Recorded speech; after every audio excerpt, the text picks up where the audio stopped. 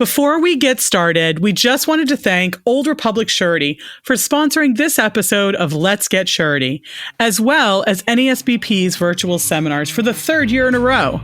For more information on Old Republic Surety, visit www.orsurety.com. Now, on to our show. You're listening to Let's Get Surety. Let me hear your bonding talk with Kat Shamapande.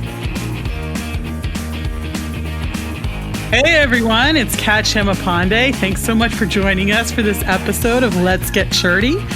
Today I have with me my co-host, Mark McCallum, CEO of NASBP. Hey Mark. Hey Kat, it's good to be back. It's great to have you on with me. And today we're going to be talking about, kicking off a new series we have in our podcast series titled Leaning into Leadership, Talking Surety with the 515.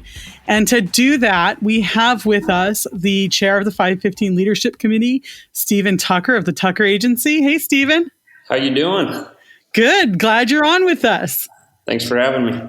And we also have a past chair of the 515 Leadership Committee, Corbin Enns of Surety Solutions, a Gallagher company. Hey, Corbin, thanks for being on.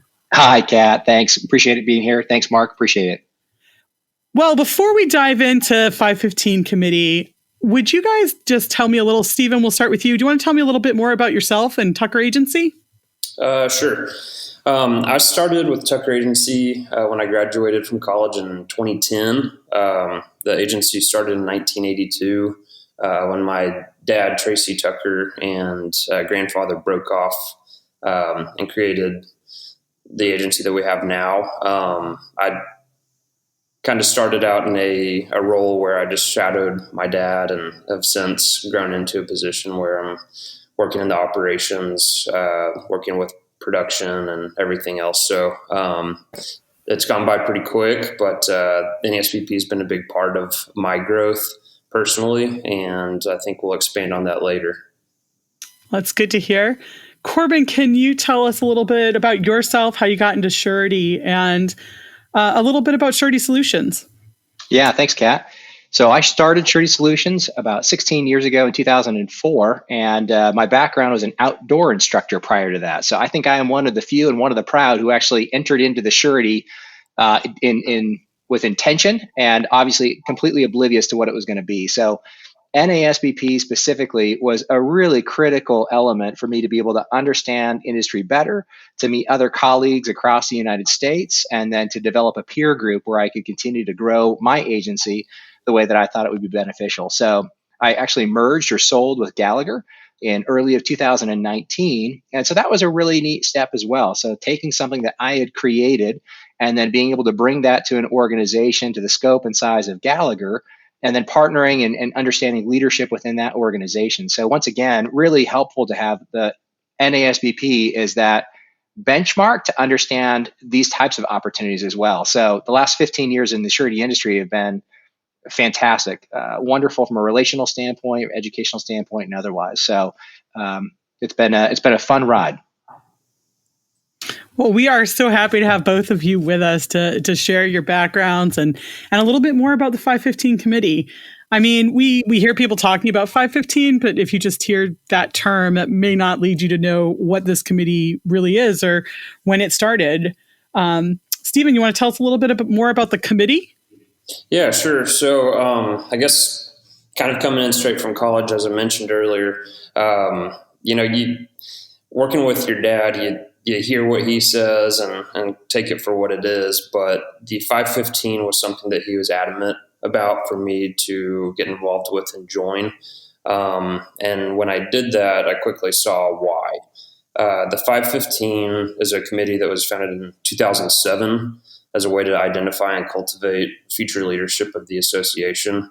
Currently, there's about 48 members and 6 candidate members. So we're continuing to grow each year and continue to modify, as we'll talk about later with what Corbin's kind of come up with this past couple of years. But its premise, I guess, is to have members that have been in the business for 5 years or 15 years. And there's a little flexibility there, I think, with that. But the experience of each member, the ability to talk with one another and kind of see if there's a way to relate to what others are experiencing.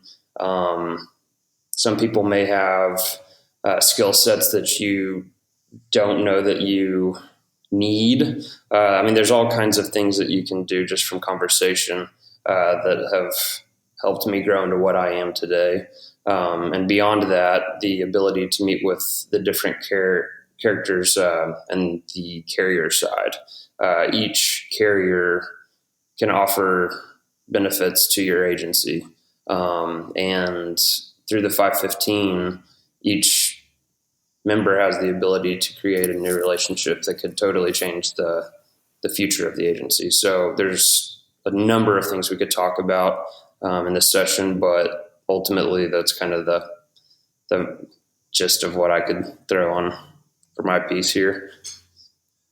Sure. And Corbin or Stephen, are there any requirements that you have to meet to be on the 515 besides being in the industry from 5 to 15 years? Go ahead, Corbin. No, I was just going to say that you had to have the 5 years of experience, and then you also have to have a nomination. And so the nominees are actually a current supervisor or manager. In the case that you're a producer, somebody who owns their own agency, you can actually reach out to another NASBP member. And then once you're nominated, there's what we have called a candidacy. And so that's when you say that I'm interested. And then you kind of go through this 1 year process of understanding a little bit more about what it looks like. And then you're able to actually join the committee itself. Once you're part of the committee, we do require you to be participating in at least one other committee as well. And that's just to make sure that we're really actually attracting the leadership and those who want to be involved within the association, participating, investing, and then also seeking that return for themselves as a professional. Right. Corbin, so 515, although you can be young, it really refers to being young in the industry, right? So you might be coming from a different field or maybe the PNC side on insurance and then decide you want to be a surety bond producer. So it's not so much about age, but about where you are in terms of the surety industry. Is that correct? Yeah, Mark, that's a great point. A number of our folks are younger, but you're absolutely right. It's actually time in the industry. And we have had individuals who had a number of years on the carrier side, but it's a really different experience when you come over to the production side as a producer.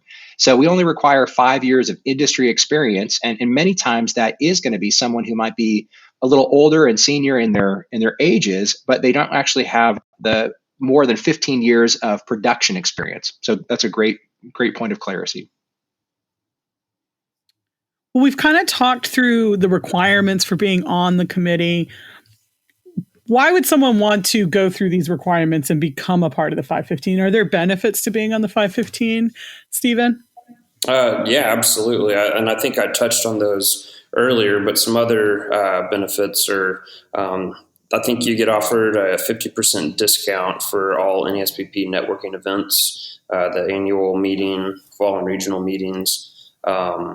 The networking that I was talking about, the opportunities with surety company executives, home office visits, getting to see the building that you always see on paper. I mean, it's just for me to be able to be hands-on and get to have a conversation with the higher ups from home office is something that made me feel like a kid in a candy shop. I mean, you hear about relationships and get to see the higher ups in the industry do their thing, but to be young and new to it, you feel important.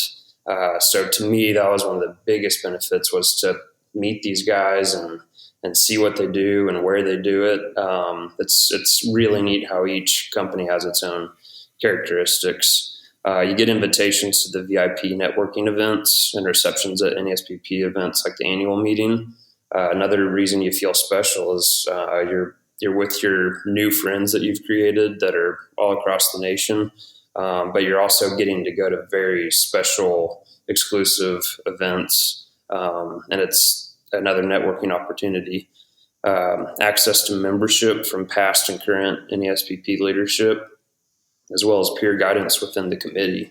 So you're getting all kinds of opportunities to talk to people either closer to your age in certain situations or people that have been in the game a long time and have invaluable information to provide to you through their own experiences or similar situations they may have been involved with. So one thing that I think Corbin needs to touch on, though, is the exclusive resource page that we're developing. Oh, yeah. It focuses on the professional development of areas of interest for the 515 members, such as sales, management, or continuity within agencies. And I think that's been a great initiative. So, Corbin, if you want to kind of go into that a little bit more, it's kind of your brainchild. So we're just kind of pushing it down the road and trying to make it happen.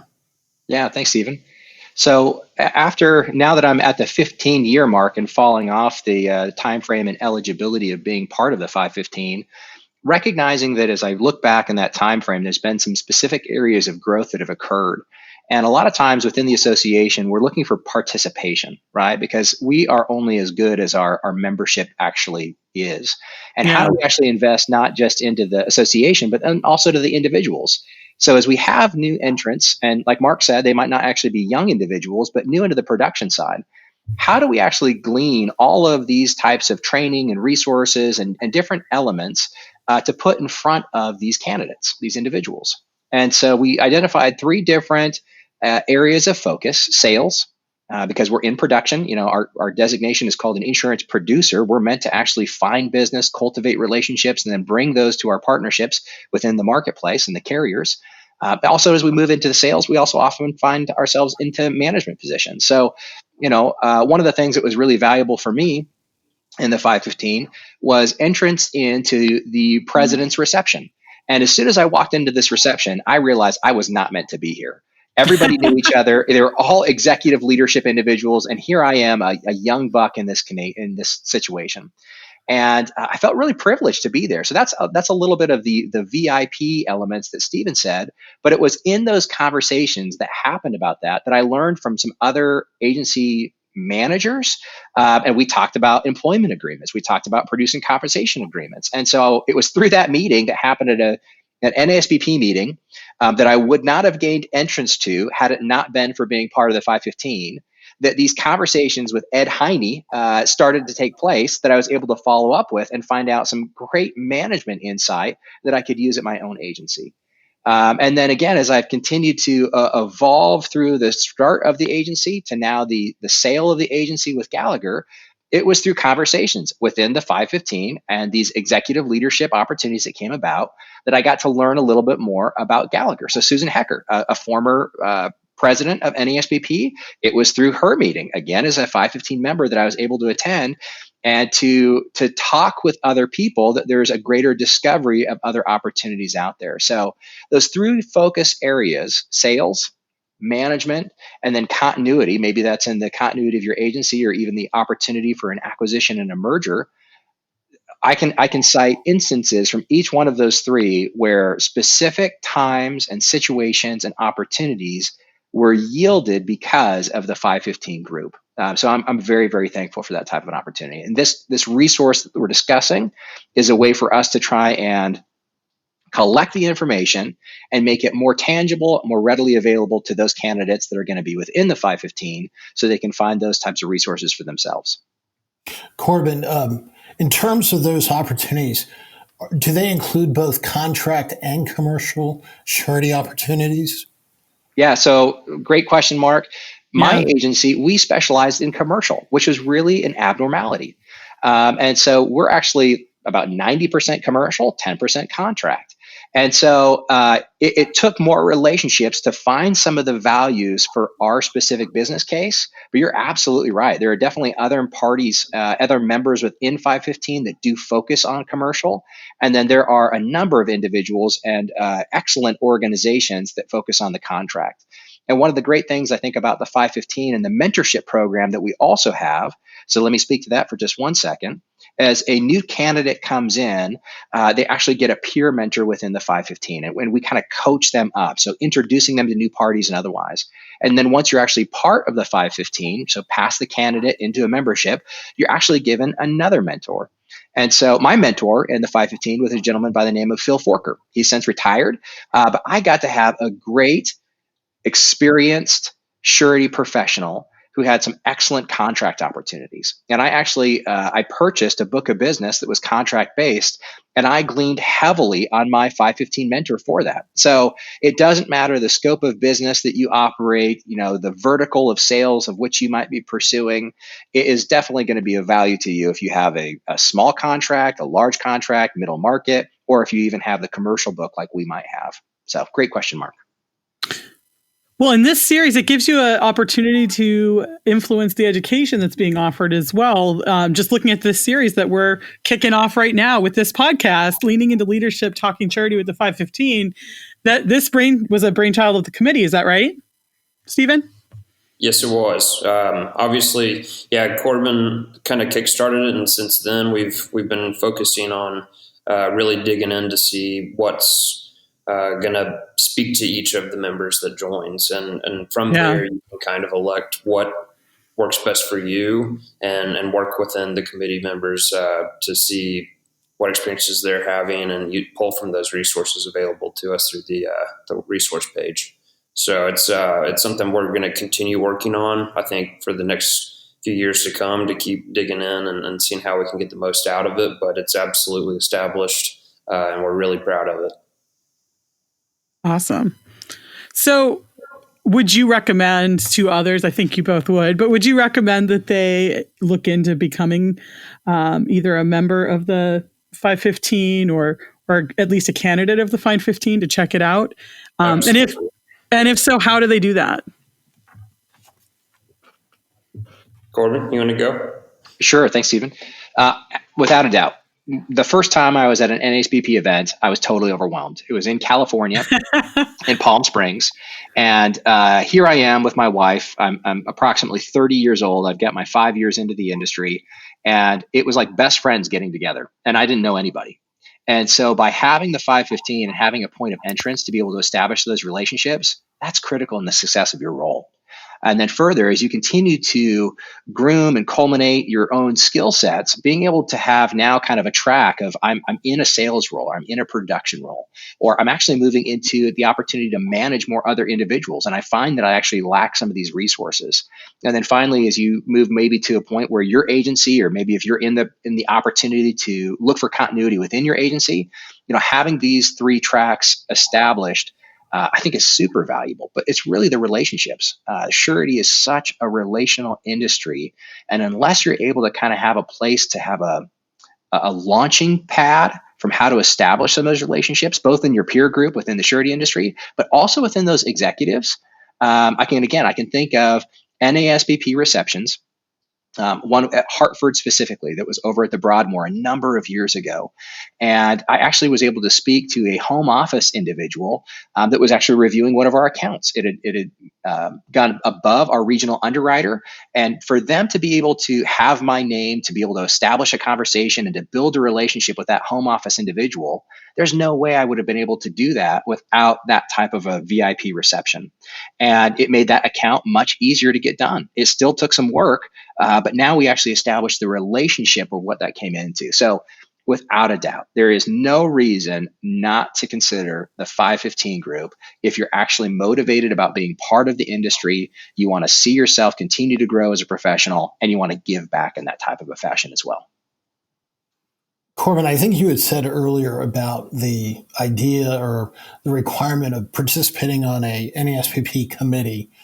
And obviously, part of the goal of the 515 leadership is to involve oneself in leadership opportunities. Can you talk a little bit more about involvement in an NASBP committee? Yeah, absolutely, Mark. So the association itself gives us a great tool. It gives us access to key individuals within the industry, so both on the carrier side and on the producer side. It also gives you a substantial savings. So there's a 50% discount that's done. Now, we don't want a bunch of freeloaders. Let's be honest. This is meant for leadership. It's the 515 leadership group. And so we want individuals who are not just going to take a benefit of a savings, but they're really going to be invested into the industry itself. So there was a question earlier, how does one become involved? It happens on an annual basis where we open up eligibility within the association. And if you're interested, you can go ahead and submit your request for application. It does require a nomination or from a supervisor, or if you are a producer or an agency owner like I was, I actually went out to 2 individuals within the association. You serve a candidacy period of 2 years where you kind of get the introduction and understand what it looks like. But at that point in time, we really want you to do more than just get. And we give you a ton within the 515. So now you get to give. It's not just receive. And by that, you can actually join a number of the other types of committees available. You know, there's technology, there's commercial, there's new and emerging. There's all sorts of different ways where you can now take your experience and to start to participate in some other fashion within the association. So that is one of the requirements of the 515. After your 2-year candidacy, you actually are required to now serve on one additional NASBP committee. But let's be honest, it's not tough. If you are a person who wants to be involved and sees yourself in leadership, there are a number of different opportunities where you can put your interests to use. Now, Stephen, I know it's very serious involvement, going out there networking, meeting individuals, progressing in career. But that's not to say that you don't have fun as a group with 515.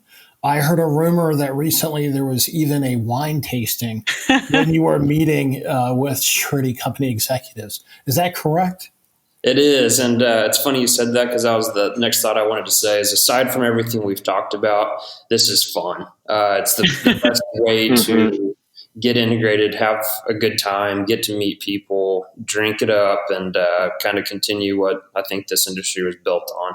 So yes, to speak to what you were just asking, we had Argo provide an incredible experience given what we've all been dealing with this year. So we had to get creative with our home office visits. Usually we've got 2 of those where we pick a location, get to be there in person. And unfortunately this year that wasn't the case. Fortunately, Argo was very creative, sent wine to each of the 515 members. We got to log on, get to do a little virtual tour of the winery, and it was just unbelievable. They did a great job, and I honestly, I can't applaud them more for how they were able to do it through a screen. But they definitely capitalized on the opportunity, and I think we had incredible reviews from everybody that was participated. So, you know, whatever way we do it, whether it's continuing through the screen or we get to be there in person, it's so much fun. And you get to have your drinks, get to visit, everybody gets to have a good time. And it's one of the biggest benefits of this committee. So I'm all in on it and wouldn't have ever looked back on saying it's not worth it. To me, it's 100% worth it. It kind of defines who you are, and you have some pride as to being a part of this as you move forward in your career. Without a doubt, set the foundation for me and provided some confidence in talking with some of these guys. So it's something I'm very proud of. That's awesome. Well, we've spent a lot of time talking about the 515, and we're going to include a link. So anyone who wants to find out how to join the 515 can get some more information on that in the description of today's podcast. Before we go, we're talking about surety on this podcast. I just wanted to ask each of you if you could share with me, what one thing, if you had to pick just one thing from the surety industry that you're the most passionate about, what would that be? Corbin, do you want to kick us off? Ooh, good question, Kat. What's the one thing I'm most passionate about within the industry? So I fell into the surety industry, and it was only through an opportunity of trying to pursue my bride-to-be. And I would say that pursuit has brought forth some of the best relationships I could imagine. I made a comment earlier that the surety is an incredibly relational industry, which is, I think, one of the reasons why I have enjoyed the 515 so much. Is it fun? Absolutely. But it's so relational. And so as I look to it, I get to expound on some fantastic relationships. I've traveled the United States, engaging with wonderful people. building friendships, building different types of opportunities, meeting clientele, bringing them together with these carrier friendships that we've now culminated, and we get paid for it, which is just great. I mean, not only do we get to see great parts of America, we get to work with great individuals, we get to help to the success of their dreams and desires. That's amazing. So the one thing for me is about the relationships, helping others excel and succeed, to meet the relationships, guaranteeing them to succeed. And that's just been phenomenal for me. How about you, Stephen? Yeah, I've got to agree. It's what everybody says. It's the relationships. And when you first get into the business, you don't really understand what that means. But from day one to where we're at today, it's very clear that the people you're introduced to, whether it's Larry LeClaire walking you around DC, introducing you, Mark, obviously, I got to meet him right off the bat, and you hear these names and it's very intimidating, but the smile, the firm handshake, the cordial conversations that you have makes you feel like it's a big family. Yeah. I can speak to the relationships that my dad has. I've witnessed it, and they've extended the nice, friendly banter back and forth with me as well. But I mean, my dad's got friends that they're truly best friends, and it's on a national level. And I feel like I'm getting to that point too, where on an annual basis, you get to see these guys and girls. And it's unbelievable. Whether it's drinking a beer once a year or actually calling them to talk about issues that they're facing and what their advice is on how to handle it best. I mean, whether it's from one coast to the other, you're going to have somebody to talk to and help you out. So reputation, everything else, the bar is set through NASBP. So I think we're all on the same page there, that the relationships are kind of the driving force behind our careers. Well, Mark, I guess I lost that bet. I thought they were both going to say indemnity agreement. My favorite cat. So. Well, thank you guys both so much for being with us and kicking off this series. We hope everyone joins us for the next episode of Let's Get Surety, and make sure you listen to the next Leaning into Leadership, Talking Surety with the 515. You've been listening to Let's Get Surety, brought to you by the National Association of Surety Bond Producers. For more information about the NASBP and its members, visit nasbp.org. Before we go, we just wanted to say thank you again to Old Republic Surety for their generous support in sponsoring this episode of Let's Get Surety. For more information on Old Republic Surety, visit www.orsurety.com.